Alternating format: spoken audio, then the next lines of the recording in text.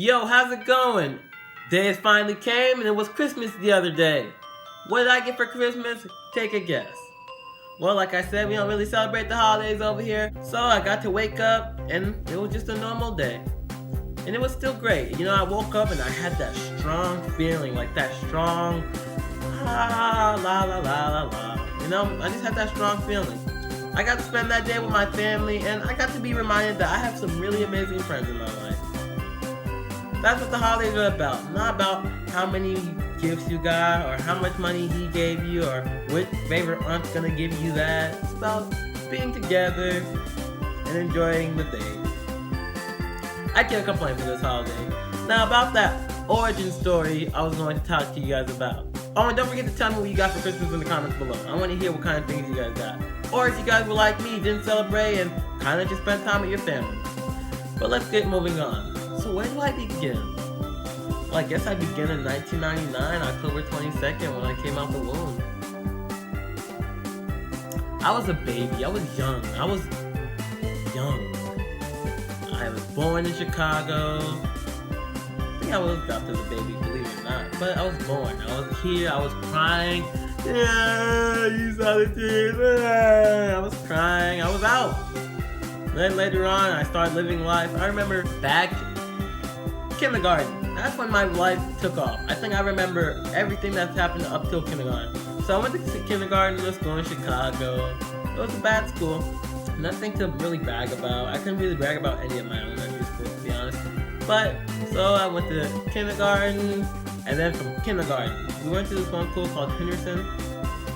And then from there, I transferred to another school. Because it was closer, we moved, we relocated. I was living with my family. It was just me, my brothers, my dad, my mom, you know. We were just doing our own thing. So then we moved to a school and I started going to Fulton Elementary. That's probably been my favorite school to this day, probably. If I had to pick Fulton, the teachers I had there, over college professors, nonetheless, I picked college professors, but these teachers over here, my Fulton, the teachers I had from second, first, to fourth grade, they were phenomenal. Like, I mean, they were the lovers, mothers I still want in my life, kind of. You know what I mean? I mean, my third grade teacher, she was bad, and she was like, she was something else. She cared about us. Like, I remember one time, you know, it was third grade. We skipped to third grade because nothing really happened second grade. So we skipped to third grade. It was third grade. My third grade teacher, she was amazing. She taught me how to multiply. She taught multiplication like a goddess. And on top of that, she like made sure we were on top of our P's and Q's. I remember one day I was playing with my best friend. My best friend growing up, his name was Rigoberto. We were playing, we were cooling. He was a chill guy. Like, me and him were actually best friends, real talk. And me and Rigoberto, we were kicking each other by the bathroom stalls, having a little fun, you know. Because we used to always play like that. We go back in the classroom, she tells a bunch of different people to stand up. Guess what happens? All the people who stood up, she gives them $1. And back then, $1 was like, I'm rich. Ooh, snap. I'm rich, I got $1. Ooh. That's how it was back then. I didn't even ask. She told everyone how come they didn't get $1. The people who didn't, because like not a lot of people did get $1. She was like, Quintin and Rigoberto, you two were kicking each other when you were in the bathroom line. You know, we had to use a line up and all that stuff. I still remember that. And you know, me and him were kicking each other and we were tight. Like, you know, we had all that stuff going on. But I think third grade was also a year where we kind of just broke off. I mean, me and him started fighting each other, and I don't know. I guess the bond just kind of got broken. But moving on to the next best grade in my life, which was fourth grade.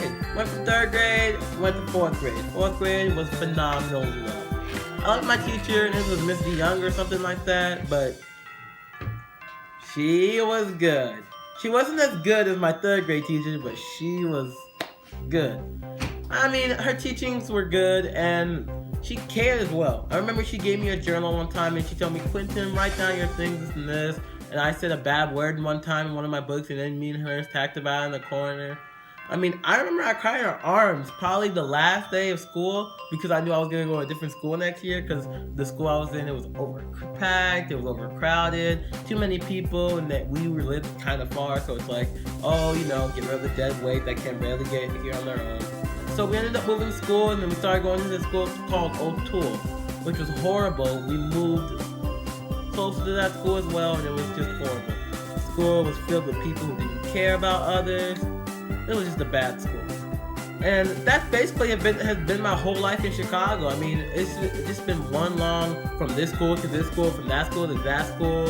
And it's been a real learning experience. You know, I feel like if it wasn't for my 3rd and 4th grade teachers, this brain would have been a brain of a 13-year-old right now. True story.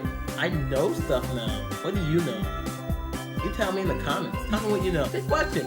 Who was your favorite elementary teacher? What grade? Because, hey, and that's one of the reasons I always love teachers, because I mean, they cared so much. And yeah, I know, Quintin, it's their job, they get paid to do that, but some don't. Some don't have to give you hugs. Some don't have to let you cry in their arms, and some don't have to cry in your arms. I mean, how many of you guys as teachers cried in your arms before? Twice in my life. Twice? That's double trouble.